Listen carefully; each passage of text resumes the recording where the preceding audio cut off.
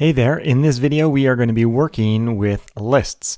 Now we're going to be showing you how to add an element to a list and then how to remove an element from a list. Now the first method that we're going to use to add an element to a list is the append method, and then I will also show you how you can be a little bit more specific where you add that element using the insert method. Then we will move on to removing elements from a list. The first method will be the remove method, and I will also show you how you can use the pop method to remove an element as well.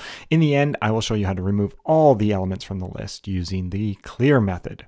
So we're going to need a list. I'm going to use a list assigned to the variable courses. This list is going to have two elements, mathematics and English, both of type string. And let's just take a look at this list here. So there it is, our list with two elements. Now what we want to do is add a course to this list, and I want to append the course of geography, which is of type string. And when I call courses here, it will return our new list that has been updated with geography as the element appended to the list. Now, if I wanted to add an element such as the course Swedish to the beginning of our list, I could use the insert method. Now, this method has two arguments. The first is the index value, and since I want it at position 0, I will use index 0.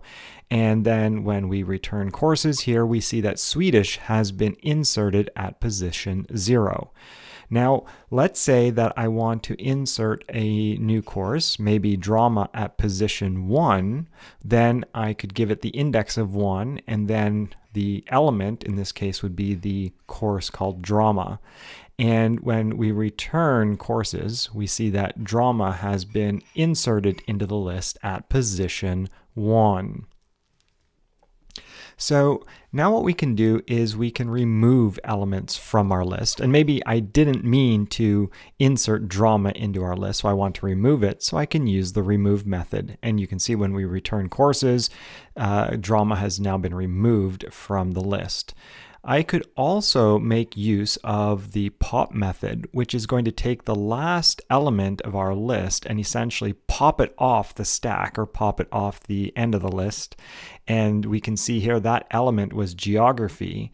And when we return courses here, we see that geography has been popped off the list. So that is the last element of the list. Now, if I want to clear all the elements from the list, I could use the clear method, and you can see here when we return courses, we have an empty list.